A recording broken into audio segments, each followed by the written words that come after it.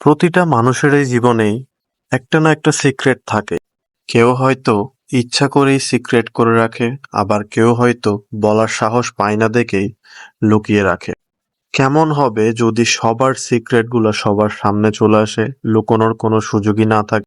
এমনই এক suspense thriller এবং মার্ডার ইনভেস্টিগেশন মুভি নিয়ে হাজির হলাম আপনাদের সামনে। 11 জনের একটা গ্রুপ ব্যাচেলর পার্টি করতে ঘুরতে যায় কেরালার একটা রিসোর্টে।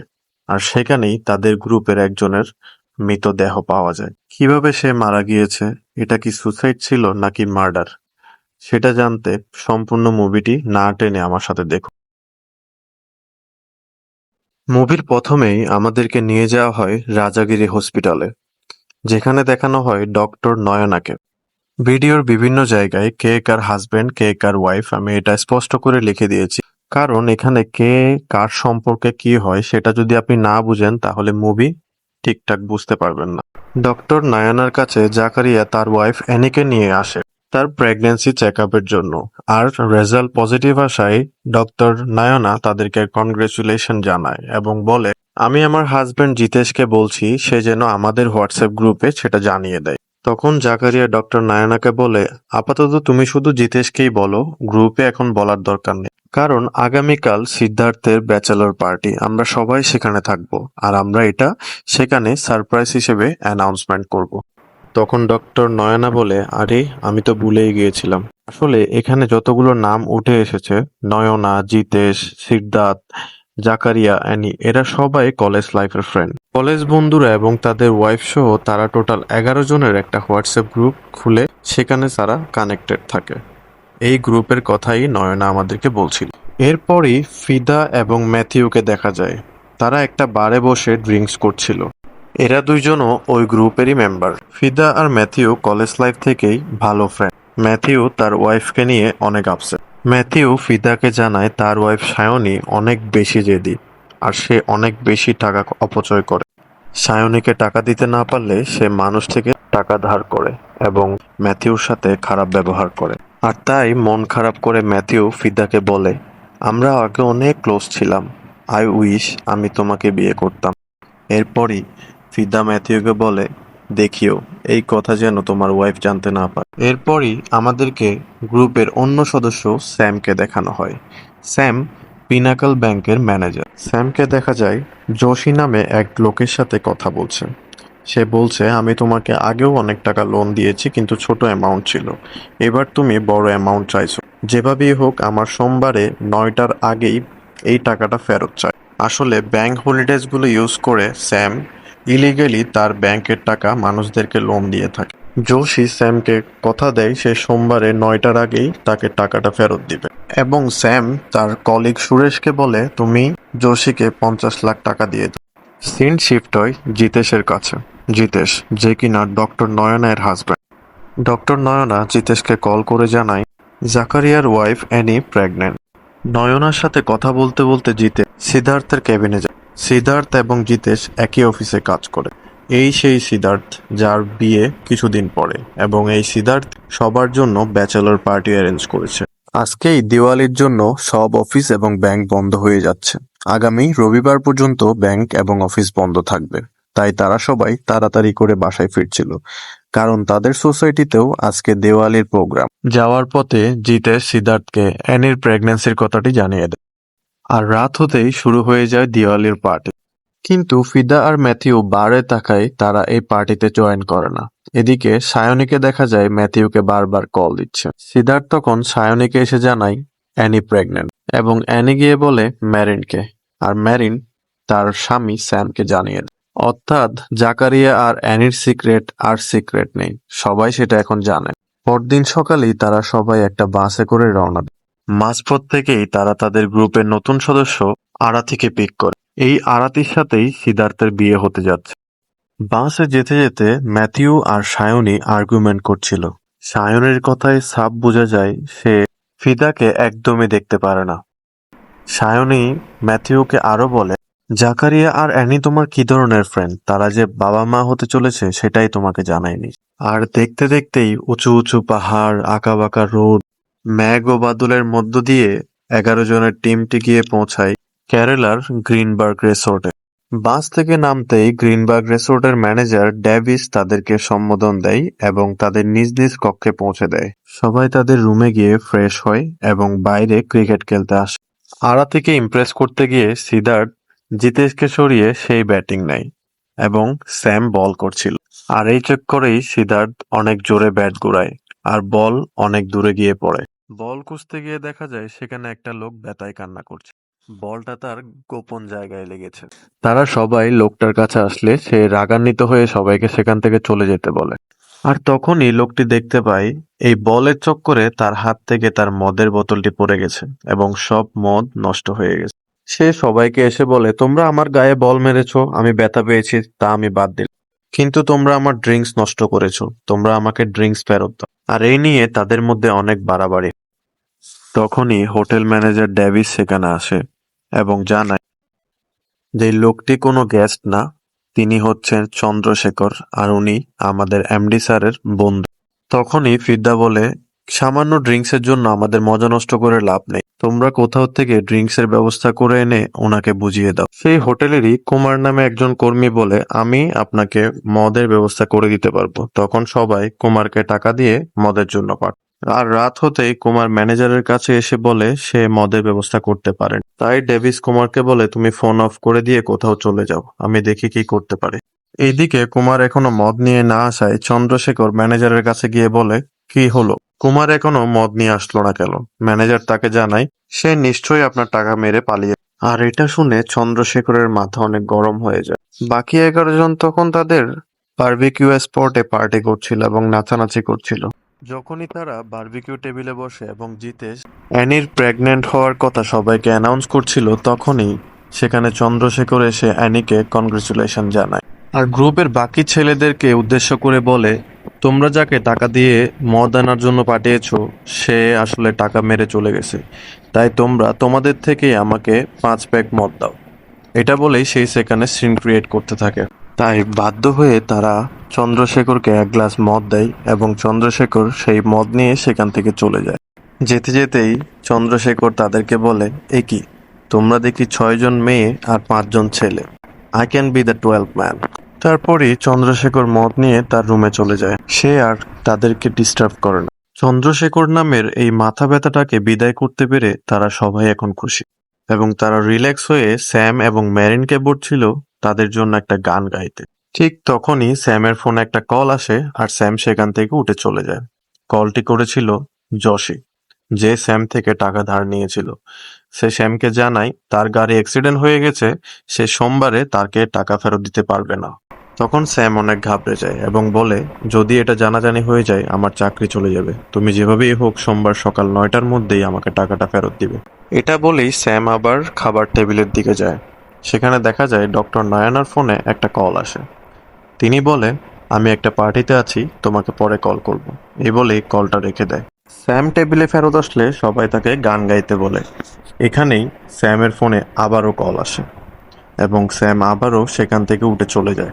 এসব দেখে টিমের বাকি মেম্বাররা অনেক বেশি রাগান্বিত হয় এবং অনেক ডিস্টার্ব ফিল করছিল। স্যামকে এবার তার ব্যাংকের ক্যাশিয়ার সুরেশ কল দিয়েছে। সুরেশ বলে, যদি জোশী টাকা ঠিক সময়ে দিতে না পারে আমার তো সুইসাইড করতে হবে, আমার ছোট ছোট বাচ্চা আছে।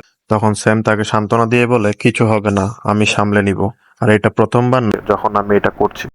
অন্যদিকে ফিরদার ফোনে কেউ মেসেজ করে যে তুমি এখনো পার্টি শুরু করোনি। ফিরদা তাকে আনসার করে, পার্টি এখন শুরু হয়েছে, যখনই শেষ হবে আমি তোমাকে জানাবো। স্যাম কথা শেষ করে ফেরত আসলে সবাই তার সাথে রিয়েক্ট করা শুরু করে।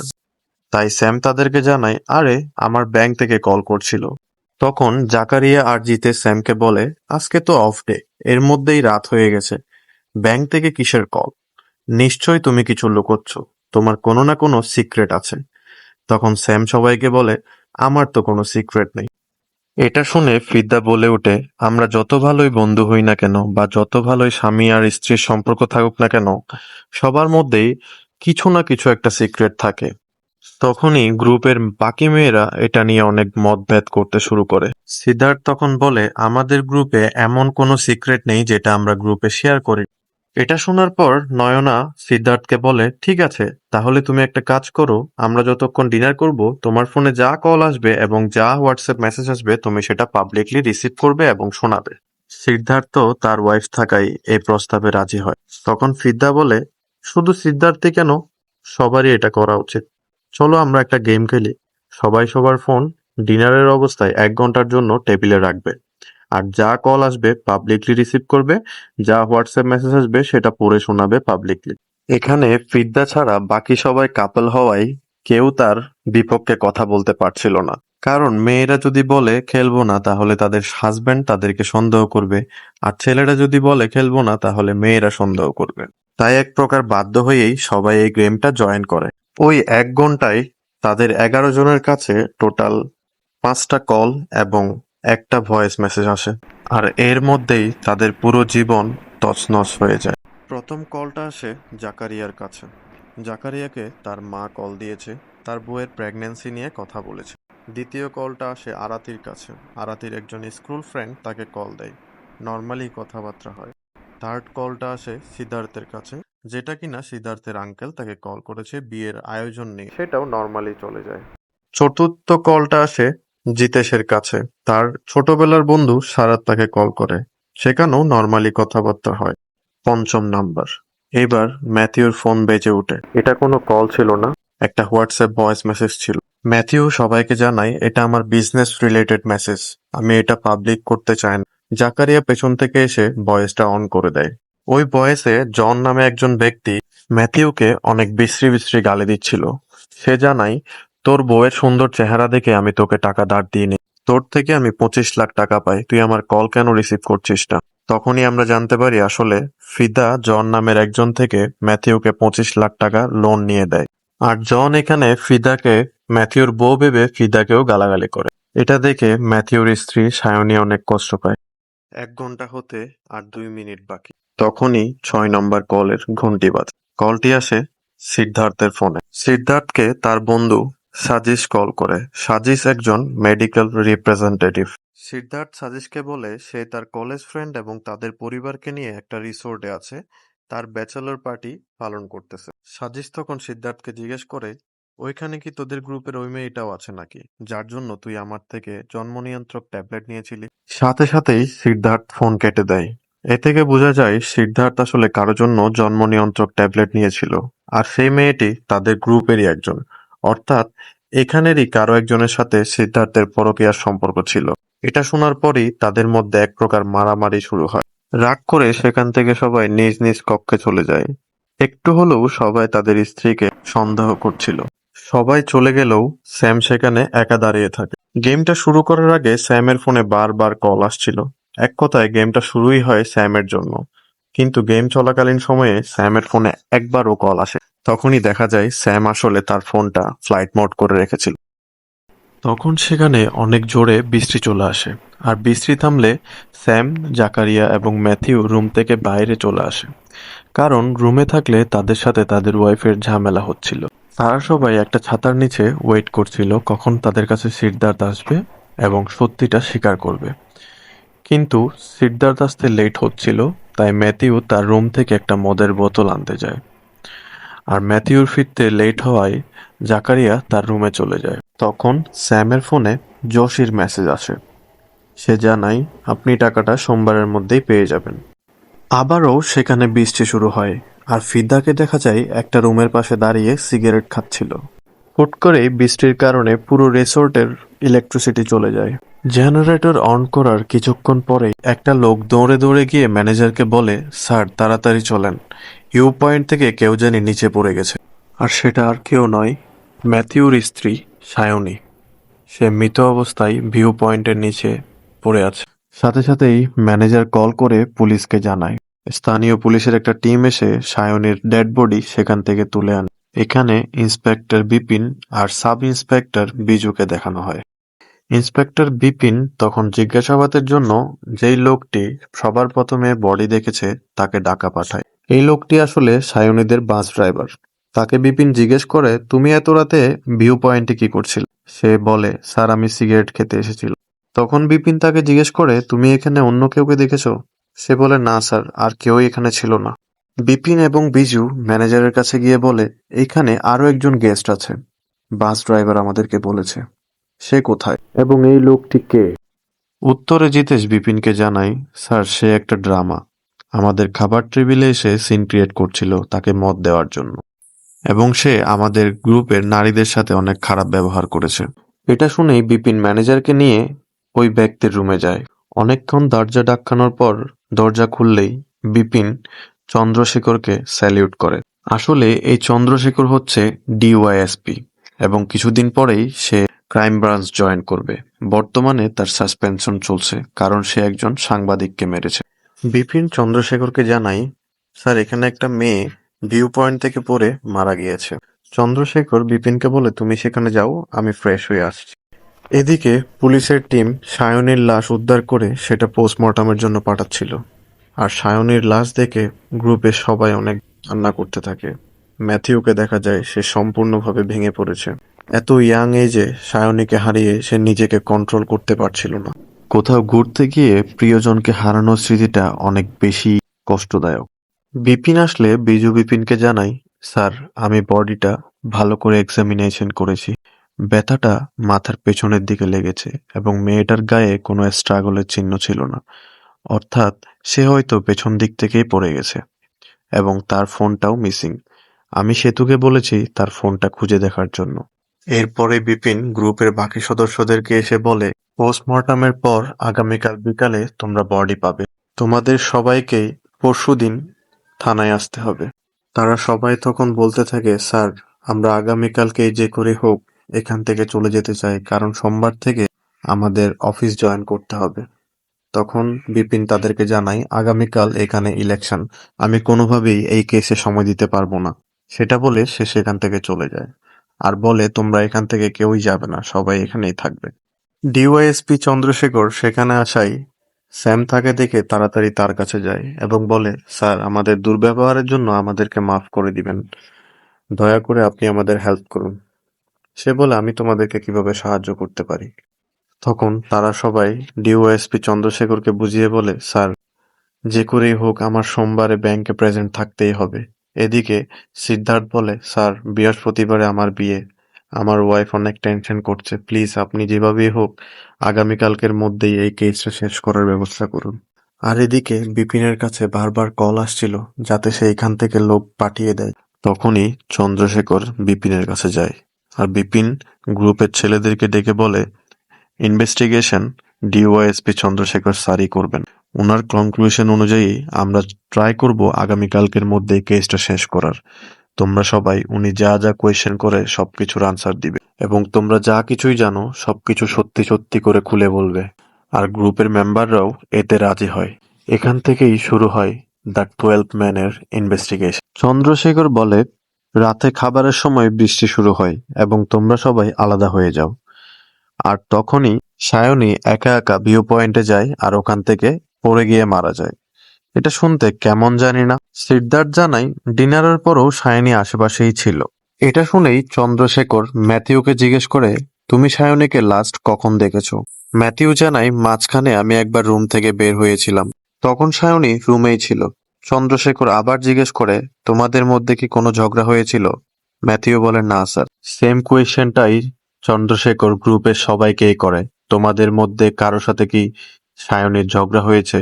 সবাই বলে, না স্যার, কোনো ধরনের সমস্যা হয়নি।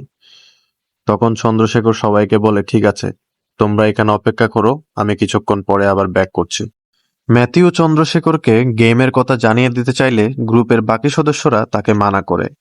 তাকে বলা হয়, আমাদের সবার ইনসাল্ট হবে, তুমি এখন কিছুই জানাইও না। এদিকে চন্দ্রশেখর হোটেলের সিকিউরিটি রুমে গিয়ে সিসিটিভি ক্যামেরায় কি জানি দেখছিল এবং রাগান্বিত হয়ে সে গ্রুপ মেম্বারদের কাছে ফেরত যায়।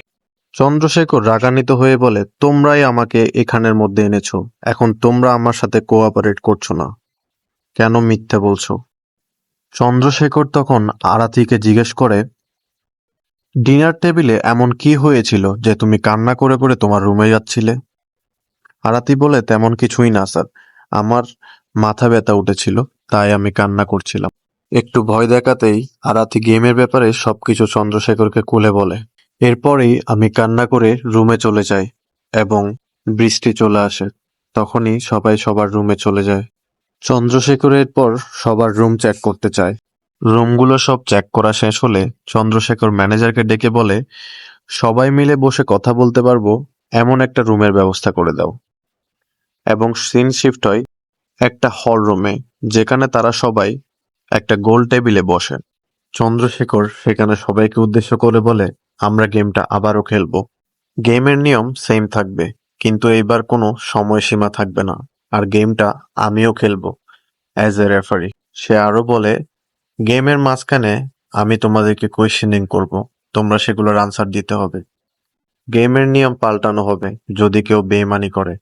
এবং এইবার কেউ কল দেখ আর না দেখ, আমরা এদিক থেকে কল দিব।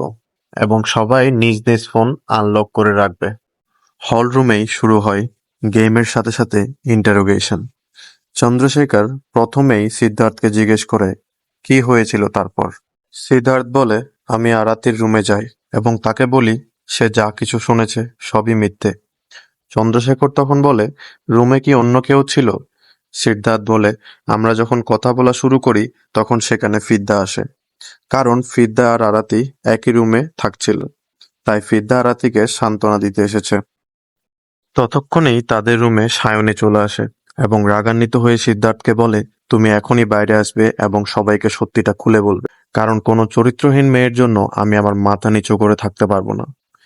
ফিদা তখন সায়নীকে বাধা দিলে সায়নী ফিদার চরিত্র নিয়ে যা তা বলতে থাকে এবং এর মধ্যেই তাদের মধ্যে ঝগড়া লেগে যায়। তখন ম্যাথিউ এসে সায়নীকে রুমে নিয়ে যায়। এরপরই সেখানে জিতেশ যায়। এরপরই চন্দ্রশেখর সিদ্ধার্থকে বলে, ওই মেডিকেল রিপ্রেজেন্টেটিভ সাজিশকে কল করো, কি বলতে হবে সেটা আমি শিখিয়ে দিব। কিন্তু সাজিশ কল রিসিভ করে না। তখনই ফিদ্দার ফোনে তার ফ্ল্যাটমেটের কল আসে। সে ফিদ্দাকে জিজ্ঞেস করে, আমি অনলাইনে একটা নিউজ দেখলাম সায়নী নাকি মারা গেছে এবং তারা দাবি করছে এটা নাকি সুইসাইড হতে পারে। এটা কি গতকালকের পুলিশ স্টেশনের ঝামেলা নিয়ে? এটা বলতেই সাথে সাথে ফিদ্দা কল কেটে দেয় এবং চন্দ্রশেখর রাগান্বিত হয়ে ফিদ্দাকে ওয়ার্ন করে বলে, তুমি সবকিছু আমাকে সত্যি সত্যি খুলে বলো।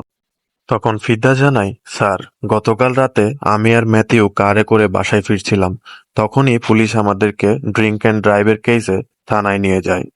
পরে সায়নী আর সিদ্ধার্থ এসে আমাদেরকে থানা থেকে ছাড়িয়ে আনে। চন্দ্রশেখর তখন ম্যাথিউকে জিজ্ঞেস করে, এই কাহিনী নিয়ে তোমার আর তোমার ওয়াইফের মধ্যে ঝগড়া হয়নি? প্রথমে অস্বীকার করলেও পরবর্তীতে ম্যাথিউ স্বীকার করে যে তাদের মধ্যে এটা নিয়ে ঝগড়া হয়েছিল এবং সায়নী তাকে বলে, তুমি যত তাড়াতাড়ি সম্ভব ফিদার টাকা ফিদাকে ফেরত দিবে এবং ফিদার সাথে সব লেনদেন শেষ করবে। চন্দ্রশেখর বলে, তোমরা ট্রিপে আসার পরে এই বিষয় নিয়ে তোমাদের মধ্যে আর ঝামেলা হয়নি? ম্যাথিউ বলে, না স্যার, ও এখানে আসার পরে অনেক হ্যাপি ছিল, যতক্ষণ না সিদ্ধার্থের ফোনে কলটা আসে। আর এটা শুনেই জিতেশ চন্দ্রশেখরকে বলে, স্যার, ম্যাথিউর হোয়াটসঅ্যাপে একটা ভয়েস মেসেজ এসেছিল, যেটা শোনার পর সায়নী অনেক কষ্ট পায়। চন্দ্রশেখর ম্যাথিউকে বলে, তুমি ওই ভয়েসটা চালু করো। ম্যাথিউ তখন বলে, স্যার, এটা আমি ডিলিট করে দিয়েছি। তখন জাকারিয়া বলে, স্যার, ভয়েসটা অনেক ইনসাল্টিং ছিল। ফিদার কথায় কেউ একজন ম্যাথিউকে 25 লাখ টাকা ধার দেয়, আর উনি এমনভাবে কথা বলে যেন ফিদা আর ম্যাথিউর কোনো সম্পর্ক আছে। তখন জাকারিয়ার ওয়াইফ অ্যানি বলে, স্যার, সায়নী অনেক সেলফ রেসপেক্টফুল মহিলা ছিল, তার এই কথাগুলো অনেক গায়ে লেগেছে। চন্দ্রশেখর এরপর ম্যাথিউকে জিজ্ঞেস করে, আমি তোমাদের রুমে কিছু মেডিসিন দেখতে পেয়েছি। অ্যাজ পার মাই নলেজ এগুলো মানসিক রোগীর ওষুধ। তখনই ডক্টর নয়না বলে ওঠে, স্যার, এগুলো বায়োপোলার। সায়নী এই মেডিসিনগুলো বিয়ের আগে থেকেই সেবন করে আসছে। চন্দ্রশেখর নিস্তব্ধ হয়ে সবকিছু ভাবতে থাকে এবং তারপরেই সে ফিদাকে বলে, ফিদা, তুমি এবার জনকে কল করো। ফিদাকে চন্দ্রশেখর বলে, তুমি ওকে কল দিয়ে আচ্ছা তারাসে গালাগালি করো। কিন্তু ফিদার কল রিসিভ করে জন তাকে অনেক নম্র ভাষায় কথা বলে। সে বলে, আমি সরি, আমার ভুল হয়ে গেছে, আমি তখন এভাবে কথা বলা উচিত হয়নি, আমি তোমার কাছে ক্ষমা চাচ্ছি। আর এটা শুনেই চন্দ্রশেখর বলে, এই 2-3 ঘন্টার মধ্যে এমন কি হয়ে গেছে যে জন এত সফটলি কথা বলছে? আগে তো সে অনেক বিশ্রীভাবে কথা বলেছে। তখন চন্দ্রশেখর সবাইকে জিজ্ঞেস করে, তোমরা কেউ কি এর আগে জনকে কল দিয়েছো? সবাই বলে, না স্যার। চন্দ্রশেখর তখন ম্যাথিউকে বলে, তুমি এবার জনকে একটা মেসেজ পাঠাও। তাকে বলো তোমার খারাপ ব্যবহারের জন্য আমি এখন তোমাকে আর টাকা দিব না। সিদ্ধার্থকে চন্দ্রশেখর আবারও সেই মেডিকেল রিপ্রেজেন্টেটিভ সাজিশকে কল দিতে বলে, কিন্তু এইবারও সাজিশ কল রিসিভ করে না। তখন জাকারিয়া বলে ওঠে, স্যার, হয়তো তার ফোন সাইলেন্ট মোডে আছে। তখনই চন্দ্রশেখরের মাথায় আসে গেম শুরু হওয়ার আগে স্যামের ফোনে বারবার কল আসছিল, কিন্তু গেম চলাকালীন সময়ে স্যামের একটা কল ও মেসেজও আসেনি। তাই চন্দ্রশেখর স্যামের ফোন চেক করতে যায় এবং দেখে স্যামের ফোন ফ্লাইট মোড করা। এটা দেখেই চন্দ্রশেখর অনেক রাগান্বিত হয়ে যায় এবং সবাইকে উদ্দেশ্য করে বলে, তোমাদের মধ্যেও কেউ যদি এটা করে থাকো তাহলে সতর্ক হয়ে যাও। আমি সবার ফোনগুলো চেক করতে যাচ্ছি। স্যামের ফোন অন করতেই সেখানে সুরেশ, যশী এবং অ্যাডভোকেট জয়প্রকাশের মেসেজ আসে। চন্দ্রশেখর মেসেজগুলো দেখে ফেলায় স্যামের বাধ্য হয়ে তার ইলিগালি টাকা ধার দেওয়ার ব্যাপারটা স্বীকার করতে হয়, যেটা কিনা নন বেইলেবল ক্রাইম। এরপরে চন্দ্রশেখর তার মোবাইল নাম্বারটি সিদ্ধার্থকে দেয় এবং বলে, এখানে উপস্থিত সবার মোবাইল নাম্বার তুমি আমার হোয়াটসঅ্যাপে মেসেজ করে পাঠাও। এই বলে চন্দ্রশেখর সবার ফোন চেক করা শুরু করে। স্যামের স্ত্রী ম্যারিনের ফোন চেক করলে দেখা যায় সেখানে আছায়ান নামে একজন মেসেজ দিয়েছে, hope you are all right, take care. তখনই ম্যারিন বলে, স্যার, এটা আমার বড় ভাই। জাকারিয়ার স্ত্রী অ্যানির ফোন চেক করলে সেখানে মিউট অবস্থায় একটা হোয়াটসঅ্যাপ কনভারসেশন পাওয়া যায়। ট্রু কলারের নাম চেক করার পর দেখা যায় হার্শান ট্রেড ব্রোকার নামে একজন তাকে অনেকগুলো ট্রেডের টিপস পাঠিয়েছে। তখন অ্যানি বলে, স্যার, আমি একটা ট্রেডিং কোম্পানিতে জব করি, তাই আমার ফোনে এরকম টিপস আসতে থাকে, তাই আমি নোটিফিকেশন বন্ধ করে রাখি। সিদ্ধার্থ থেকে সবার নাম্বারগুলো কালেক্ট করার পরে সে পুলিশ সাইবার সেলে কল করে এবং রহিম নামে এক ব্যক্তিকে বলে, তোমাকে আমি জন নামে একজনের নাম্বার পাঠিয়েছি, সাথে আরো 10টা নাম্বার দিয়েছি। এই নাম্বারগুলো থেকে রাত 12টার আগে জনের নাম্বারে কোনো কল গিয়েছে কিনা তা চেক করে আমাকে দ্রুত জানাও। এরপর চন্দ্রশেখর ফিদাকে জিজ্ঞেস করে, তোমার আর সায়নের ঝগড়ার পরে তুমি কি করেছো? ফিদা জানায়, স্যার, আমি মন খারাপ করে পুলের পাশে একটা চেয়ারে বসেছিলাম। এটা শুনে চন্দ্রশেখর বিজিকে কল করে বলে সিসিটিভি ফুটেজ চেক করার জন্য। ম্যাথিউকে তখন চন্দ্রশেখর জিজ্ঞেস করে, তুমি যখন মদের বোতল আনতে রুমে গিয়েছো তখন সায়নী রুমেই ছিল, তোমাদের কি কথোপকথন হয়েছে? ম্যাথিউ জানায় সায়নী অনেক ফ্রাস্ট্রেটেড ছিল।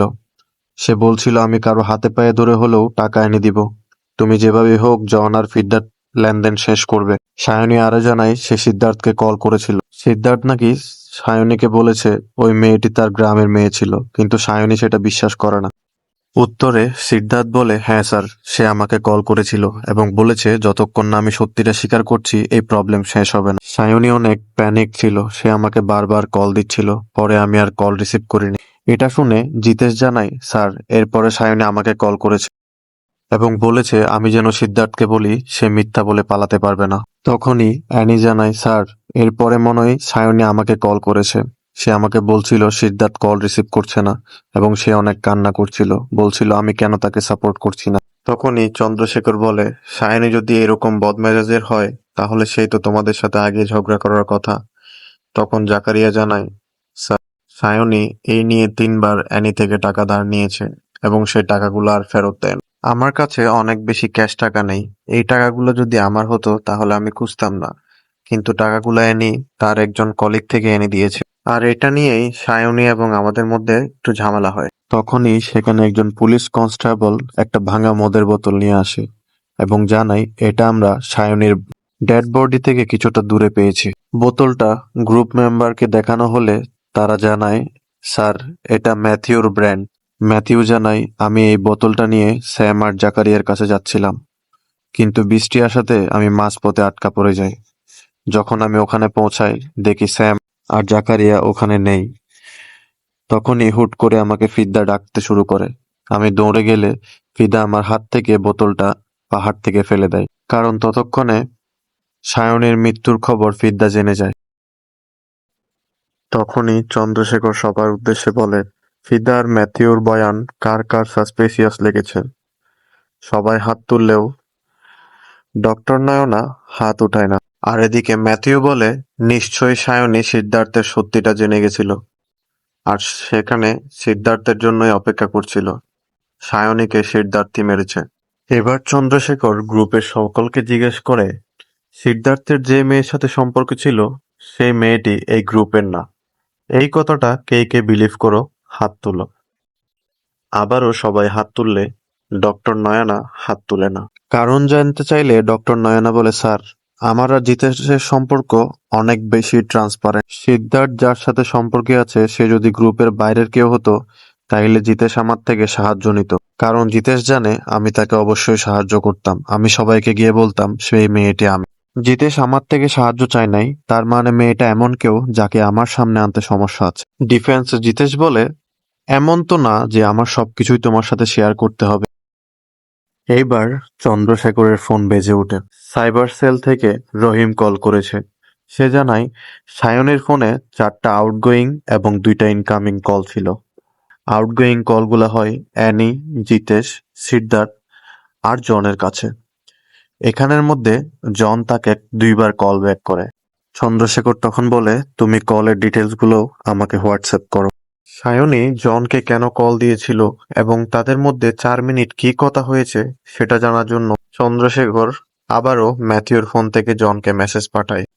জনের রিপ্লাইয়ের ওয়েট করতে করতে চন্দ্রশেখর সিদ্ধার্থকে বলে, তুমি তোমার ফ্রেন্ডটাকে আবারও কল করো। এইবার সে কলটা রিসিভ করে এবং বলে, ভাই, আমি তখন ড্রিঙ্কস করছিলাম তুই যখন আমাকে কল দিয়েছিলি। চন্দ্রশেখর সিদ্ধার্থকে শিখিয়ে দেয়, তুমি তাকে বলো তোর কথার জন্য এখানে অনেক বড় সমস্যা হয়ে গেছে, এখান থেকে কিভাবে উদ্ধার হব আমাকে একটা আইডিয়া দে। তখনই সাজিদ সিদ্ধার্থকে বলে, অন্যজনের দোষের জন্য তুই কেন নিজের গায়ে ব্লেম নিবি? সবাইকে বলে দে যে জিতেশ তোকে বলেছিল মেডিসিনটা নিতে। এইখানে খেলার বাজি পাল্টে যায়। সাথে সাথেই ম্যাথিউর ফোনে জনের একটা ভয়েস মেসেজ আসে। জন সেখানে বলে, তুমি আমার আর সায়নের ডিলের ব্যাপারে কিছুই জানো না। এটা আমি তোমার প্রথম মেসেজ দেখেই বুঝতে পেরেছিলাম। প্রথম মেসেজ ম্যাথিউ দিয়েছিল, আমি তোমার টাকা ফেরত দিব না। অর্থাৎ সায়নী আর জনের মধ্যে টাকা নিয়ে কোনো একটা ডিল হয়েছে। এটা শোনার পর চন্দ্রশেখর ফিদাকে বলে, সায়নী মারা যাওয়ার অনলাইন নিউজটা তুমি এখন জনকে ফরওয়ার্ড করো। এটা বলেই চন্দ্রশেখর আরাতির কাছে যায় এবং জিজ্ঞেস করে, একটু আগে জিতেশের ব্যাপারে তুমি যেটা শুনেছো, তোমাকে সিদ্ধার্থ এই ব্যাপারে রুমে কিছু বলেছিল? তখন আরাতি স্বীকার করে যে হ্যাঁ স্যার, সিদ্ধার্থের কথা ছিল জিতেশ এবং সেই মেয়েটিকে নিয়ে আমার কাছে আসবে এবং সত্যিটা স্বীকার করবে, আদারওয়াইজ আমি বিয়েটা ক্যান্সেল করে দিব। অর্থাৎ এটা কনফার্ম যে মেয়েটা গ্রুপেরই একজন। আর এখানে পরকীয়াটা সিদ্ধার্থ না, জিতেশ করছিল। আর জিতেশের সেই মেয়েটিকে নিয়ে আরাতির রুমে যাওয়ার কথা ছিল। সবকিছুর পর চন্দ্রশেখর এবার জিতেশের মুখ থেকে সত্যিটা শুনতে চায়। জিতেশ তখন কান্নায় ভেঙে পড়ে এবং বলে, স্যার, আমি অনেক বড় ভুল করে ফেলেছি। নয়নার সাথেও অনেক বড় বিট্রেয়াল করে ফেলেছি। আমার বন্ধুরাও আমাকে কখনো মাফ করবে না। জিতেশ জানায় তার সাথে সায়নীর অবৈধ সম্পর্ক ছিল এবং সায়নীকে সে রিকোয়েস্ট করে সে যেন আরাতির কাছে এসে তার সাথে সব সত্যি স্বীকার করে। কিন্তু সায়নী বলে, এখানে আমার নাম না আসে মতো করে তুমি সবকিছু সলভ করো। যদি আমার যেতে হয় তাহলে আমি সুইসাইড করে নিব। এইসব শুনে ম্যাথিউর চোখ লাল হয়ে যায়। এইবার ডক্টর নয়না চিৎকার দিয়ে বলে, স্যার, জিতেশ মিথ্যা বলছে। আমি তো আপনাকে আগেও বলেছি সায়নীকে আমি অনেক আগে থেকেই চিনতাম এবং সে আমার পেশেন্ট ছিল। আসলে সায়নী গর্ভধারণ করতে পারবে না। আর এই কথাটা আমি আর সায়নী ছাড়া গ্রুপের কেউই জানতো না। এমনকি সেটা ম্যাথিউও জানতো না। কারণ সায়নী আমাকে বারণ করেছিল সেটা কাউকে বলতে। আমার কম্পিউটারে সায়নীর ফাইল এখনো আছে। আপনি চাইলে আমি সেটা আপনাকে দিতে পারবো। অন্যদিকে ফিদ্দার ফোনে জনের কল আসে। জন অনেক ভয় পেয়ে পেয়ে বলে, সায়নের কি হয়েছে? ফিদ্দা তাকে জানায় সে সুইসাইড করেছে। এখানে পুলিশও আছে। তারা তোমাকে কল করতে পারে কারণ সায়নীর লাস্ট কলটা তোমার সাথেই হয়েছে। এটা শুনতেই জন ভয় পেয়ে যায় এবং বলে, পুলিশ আমাকে কেন কল করবে? আমি তো সায়নীর সাথে খুব ভালোভাবেই কথা বলেছিলাম। তখন ফিদা তাকে জিজ্ঞেস করে, তোমাদের মধ্যে কি কথা হয়েছিল? তখন জন বলে, আসলে আমার যে পাওনা 25 লাখ টাকা ছিল সেখান থেকে শাওনি আমাকে 10 লাখ টাকা ফেরত দেয়। সে আমাকে 5 লাখ 5 লাখ করে 2টা ট্রানজেকশনে টোটাল 10 লাখ টাকা ফেরত দিয়েছে।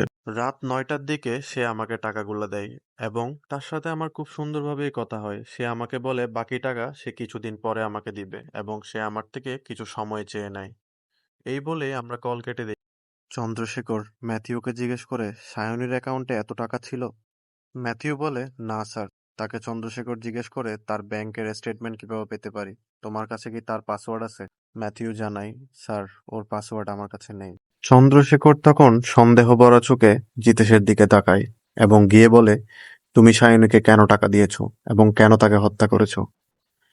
এবং জিতেশের ফোন নিয়ে সে ডক্টর নয়নার কাছে যায়। নয়নাকে বলে, তুমি এর ব্যাংকের পাসওয়ার্ড জানো? নয়না বলে, হ্যাঁ স্যার জানি।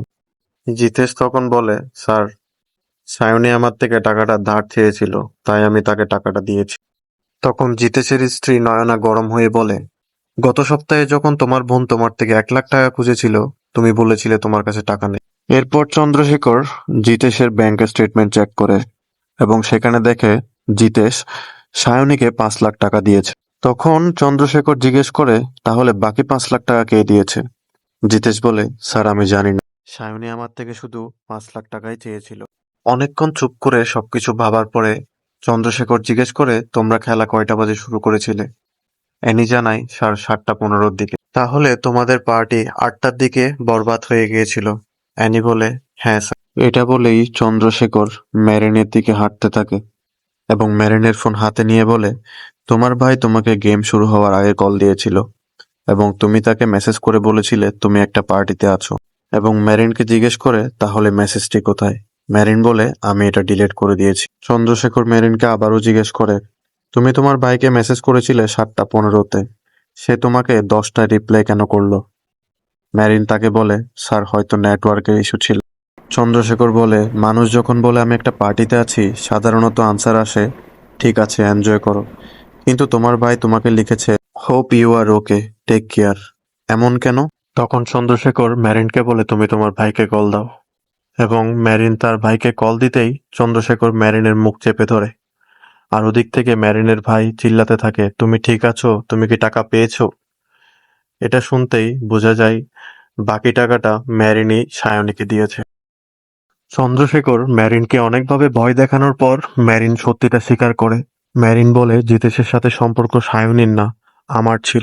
আর তখন জিতেশ সায়নীর সাথে না, আমার সাথে কথা বলছিল। আর সেখান থেকে আমি রাগ করে চলে যাওয়ার পথে আমার সাথে সায়নীর দেখা হয় এবং আমি মন খারাপ করে সায়নীকে সবকিছু খুলে বলে ফেলি এবং সায়নী আমাকে তার রুমে নিয়ে যায়। সবকিছু শুনে সায়নী আমাকে বলে সে আমাকে এখান থেকে বের করবে, আমার নাম আসা ছাড়াই, কিন্তু তার জন্য সে 10 লাখ টাকা চায়। সে বলে সে টাকাটা পেলে একটা গেম খেলবে এবং আমাকে এই সবকিছু থেকে বাঁচিয়ে নিবে। এবং নিরুপায় হয়ে আমি আমার ভাইয়ের থেকে 5 লাখ টাকা আনাই এবং বাকি 5 লাখ জিতেশ দেয়।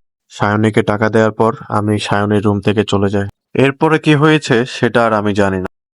চন্দ্রশেখর বলে, কি আর হবে? তখন সে জিতেশের থেকেও 5 লাখ টাকা নেয় এবং সেই টাকাটা জনকে পাঠায়। কিন্তু আরাতির কাছে কেউই যায়নি। তার মানে তুমি আর জিতেশের মধ্যে কেউ একজন সায়নীকে খুন করেছো। সত্যিটা বলো।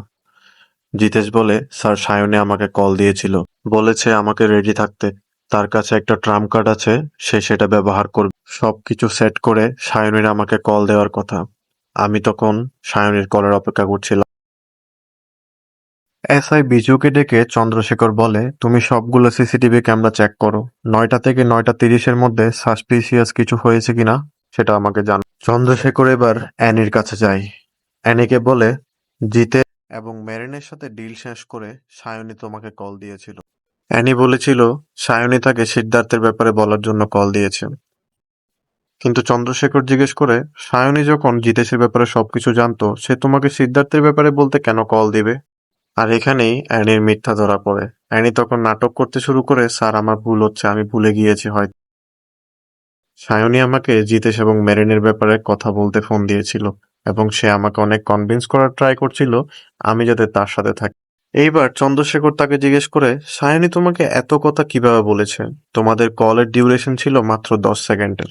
এটা শুনে অ্যানি নিস্তব্ধ হয়ে বাধ্য হয়ে তখন অ্যানি স্বীকার করে, হ্যাঁ স্যার, সায়নী আমাকে কল দিয়ে তার রুমে ডাকে এবং বলে আমি যাতে জিতেশের সাথে গিয়ে আরাতিকে বলি সেই মেয়েটা আমি ছিলাম এবং সায়নী আমাকে এটার বদলে টাকা দিবে বলেছে। এখানেই অ্যানির মিথ্যা আবার ধরা পড়ে, কারণ সায়নীর কাছে যা টাকা ছিল সে সবগুলোই জনকে পাঠিয়ে দিয়েছে। চন্দ্রশেখর তখন বলে, সায়নীর কাছে একটা ট্রাম্প কার্ড ছিল, তাহলে সে তোমাকে টাকা দিয়ে কেন তোমার সাহায্য চাইবে? অর্থাৎ তুমিই সেই ট্রাম্প কার্ড। তোমাকে সায়নী টাকা দেওয়ার কথা বলেইনি, কারণ সায়নীর কাছে টাকা ছিলই না। বিজু সিসিটিভি ক্যামেরা চেক করে এসে জানায়, স্যার, 9:15-তে অ্যানি সায়নীর রুমে যায় এবং 5 মিনিট পর অ্যানি সায়নীর রুম থেকে চলে যায়। সাথে সাথেই সায়নীও রুম থেকে বের হয়ে যায়। এরপরেই সায়নী আর কখনোই ব্যাক করে না। অ্যানিকে চন্দ্রশেখর জিজ্ঞেস করে, তুমি সায়নীর রুমে যাওয়ার ব্যাপারে মিথ্যা কেন বলেছো? তখন জাকারিয়া জানায়, স্যার, আমি মানা করেছিলাম। অ্যানি এসে আমাকে স্বীকার করে সায়নী তাকে কি করতে বলেছিল এবং সে অনেক কান্না করে। যেহেতু সায়নীর মৃত্যুর আগে অ্যানি তার রুমে গিয়েছিল এবং তাদের ঝগড়া হয়, তাই আমি অ্যানিকে বলেছি এই কথাটা পুলিশকে না জানাতে। অলরেডি অ্যানি সায়নীর জন্য হার্শান থেকে টাকা ধার নিয়েছে, ওটা আমার অনেক কষ্টে পরিশোধ করতে হয়। আর কোনো ঝামেলা আমি সায়নীর জন্য আমাদের জীবনে চাইনি, তাই আমি তাকে মানা করেছিলাম। চন্দ্রশেখর জিতেশকে বলে, তুমি তো আমাদেরকে বলেছিলে তুমি টাকাটা ব্যাক করোনি হার্শানকে, কারণ সায়নী তোমাকে টাকা দেয়নি। আর এই বাহানা ধরে অ্যানির ফোন থেকে চন্দ্রশেখর হার্শানকে কল দেয় এবং অ্যানিকে বলে, তুমি হার্শানকে বলো এখানে অনেক বড় সমস্যা হয়ে গেছে, তোমার আর জাকারিয়ার মধ্যে তার থেকে ধার করা টাকা নিয়ে ঝামেলা। কল রিসিভ করার পর অ্যানি শুধু বলে, এখানে অনেক বড় ঝামেলা হয়ে গেছে। এই বলতেই চন্দ্রশেখর অ্যানির মুখ চেপে ধরে। আর ওই দিক থেকে হার্শান বলতে থাকে, অ্যানি, তুমি চিন্তা করো না, তুমি স্ট্রং থাকো। সে তোমাকে ব্ল্যাকমেল করছে, তার ফোনে আমাদের কোনো ভিডিও নেই। সে তোমাকে মিথ্যা বলছে যে সে তার ফোন দিয়ে আমাদেরকে ভিডিও করেছে। এইখানে আবার আরেক রহস্য সামনে আসে। আসলে অ্যানি আর হার্শানের পরকীয়ার সম্পর্ক ছিল, আর এটা দেখে ফেলে সায়নী এবং ভিডিও করে রাখে। আর এই ভিডিও ব্যবহার করে সায়নী অ্যানিকে ব্ল্যাকমেল করে টাকা নিত। কিন্তু জাকারিয়া মনে করত অ্যানি সায়নীকে টাকা ধার হিসেবে দেয়। সায়নী আসলে ওই ভিডিওর মাধ্যমে অ্যানিকে ব্ল্যাকমেল করে সিদ্ধার্থ এবং আরাতির কাছে নিয়ে যেতে চেয়েছিল, কিন্তু অ্যানি সেটাতে রাজি হয় না এবং ভিউ পয়েন্টে এসে সে হার্শানকে কল দিয়ে সব বলে দেয়। অ্যানির পিছন পিছন সেখানে সায়নীও চলে আসে। সায়নী আর অ্যানির মধ্যে সেখানে আবারও কথা কাটাকাটি হয়। অ্যানির কাছে অনেক স্ট্রং একটা মোটিভ ছিল সায়নীকে খুন করা, কিন্তু অ্যানি বলে, আমি দরকার হলে জাকারিয়ার কাছে গিয়ে সবকিছু স্বীকার করব, তাও আমি তোমার এই কাজ করব না। এটা বলেই অ্যানি সেখান থেকে চলে যায়। যদিও অ্যানি রুমে ফিরে এসে জাকারিয়াকে কিছু বলার সাহস করতে পারেন। অ্যানি যদি সায়নীকে খুন না করে, তাহলে খুনটা কে করেছে? চন্দ্রশেখর এবার সবাইকে বলে, তোমাদের ফোনগুলো আমাকে জমা দাও। সবার ফোনগুলো চেক করতে করতে সে জিজ্ঞেস করে, এই ঘটনাটা কয়টা বাজে হয়েছিল?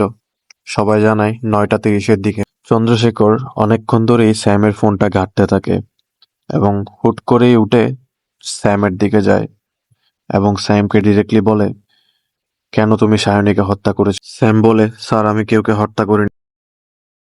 তখনই চন্দ্রশেখর টেবিল থেকে ম্যারিনের ফোনটা আনায় এবং ম্যারিনকে বলে, তোমার অ্যাকাউন্ট থেকে 1,000 টাকা সায়নীর অ্যাকাউন্টে ট্রান্সফার কর। ট্রান্সফার করতে করতে চন্দ্রশেখর স্যামকে জিজ্ঞেস করে, যেখানে তোমরা মদ খাওয়ার কথা ছিল ওই জায়গাটা তুমি ত্যাগ করেছো 9:12 কিন্তু তুমি তোমার রুমে পৌঁছেছো 9:30। তাহলে বাকি 18 তুমি কোথায় ছিলে? ম্যারিনের সায়নীর অ্যাকাউন্টে টাকা ট্রান্সফার হওয়া শেষ হতেই স্যামের ফোনের নোটিফিকেশন রিং বেজে ওঠে। আসলে স্যাম ম্যারিনকে না জানিয়ে ম্যারিনের অ্যাকাউন্ট জয়েন্ট অ্যাকাউন্টে রূপান্তর করেছে, যাতে করে সব ট্রানজ্যাকশন এখন স্যামও দেখতে পায়। চন্দ্রশেখর অ্যানিকে জিজ্ঞেস করে, এই অ্যাডভোকেট জয়প্রকাশটাকে? অ্যানি বলে, স্যার, এটা স্যামের ফ্রেন্ড, একজন ক্রিমিনাল লয়ার। 9:35 স্যামের ফোনে এই লয়ারের একটা মেসেজ ছিল যে যদি প্রয়োজন হয় আমাকে হোয়াটসঅ্যাপে কল করবে। তখন স্যাম বলে, স্যার, এটা আমার ব্যাংকের ওই টাকার ব্যাপারেই ছিল। চন্দ্রশেখর রাগান্বিত হয়ে বলে, তুমি অ্যাডভোকেটকে কল করার অনেক আগেই যোশী মেসেজ করে বলে সবকিছু ঠিক আছে, তুমি সোমবারে টাকা পেয়ে যাবে। তাহলে অ্যাডভোকেটের কি প্রয়োজন হয়েছিল তোমার? তখনই চন্দ্রশেখর বলে, আমি এতক্ষণ তোমার ফোন দিয়ে অ্যাডভোকেটের সাথে চ্যাট করছিলাম। তার এই মেসেজের আমি রিপ্লাই করেছি, বলেছি এখানে পুলিশ আসছে এবং সিসিটিভি ফুটেজ চেক করতেছে। তখন তোমার এই অ্যাডভোকেট ফ্রেন্ড রিপ্লাই করে, তুমি না বলেছিলে ভিউ পয়েন্টের সেখানে সিসিটিভি নেই? আমি উত্তর দেই, ভিউ পয়েন্টের এখানে সিসিটিভি নেই, কিন্তু অন্যান্য সব জায়গায় আছে। অ্যাডভোকেট রিপ্লাই করে, তোমার একজন সাক্ষী দরকার, তাই তুমি দ্রুত তোমার রুমে চলে যাও এবং তোমার ওয়াইফের সাথেই থাকো। সত্যিটা এবার সবার সামনে চলে এসেছে। থানায় নিয়ে গিয়ে স্যামকে ইন্টারোগেশনের কথা বললেই স্যাম বলে, স্যার, আমি সবকিছু খুলে বলছি। আসলে ম্যারিন যে সায়নীকে টাকা দিয়েছিল এটা আমার ফোনে মেসেজ আসে এবং তখন আমি সায়নীর কাছে যাই, কিন্তু দেখতে পাই সায়নী এবং অ্যানি ভিউ পয়েন্টে কথা বলছে। অ্যানি চলে যাওয়ার পর আমি সায়নীর কাছে গিয়েছি। সায়নীকে আমি বলেছি সে যেন আমার ওয়াইফের টাকাগুলো ফেরত দিয়ে দেয়, কিন্তু সায়নী বলে এই টাকা তার থেকে আমি এমনি এমনি নিই নি। তুমি টাকা ইনকাম করতে বিজি ছিলে আর তোমার ওয়াইফ ম্যারিন অন্য ছেলেকে নিয়ে বেডে ঘুমাচ্ছিল। এটা শোনার পরেই আমি কন্ট্রোল হারিয়ে ফেলি এবং তাকে ধাক্কা দেই, আর সে পাহাড় থেকে নিচে পড়ে মারা যায়। তখনই আমি আমার অ্যাডভোকেটকে কল করে সব বলি এবং সে আমাকে রুমে চলে আসতে বলে। আর এভাবেই সায়নের খুনি স্যাম ধরা পড়ে। আজকে বিকেল অবধি যারা একে আরেকজনের প্রাণ ছিল, তারা রাত হতেই একে অপরের চোখের দিকে তাকাতে পারছেন। মানুষ যে নিজের মধ্যে কি কি লুকিয়ে রাখে সেটা তাদের চেহারা দেখলে কখনোই বোঝা যায় না। এই জন্যই বলা হয় মানুষ একত্রিত হতে সামান্য কিছু মুহূর্ত লাগে, কিন্তু মানুষকে বুঝতে এক যুগও কম পড়ে যায়। মুভিটি কার কেমন লেগেছে অবশ্যই কমেন্ট করে জানাবেন, এবং এই মুভির কোন চরিত্রটা আপনার সব থেকে ভালো লেগেছে তার নামটা কমেন্ট করবেন। ধন্যবাদ।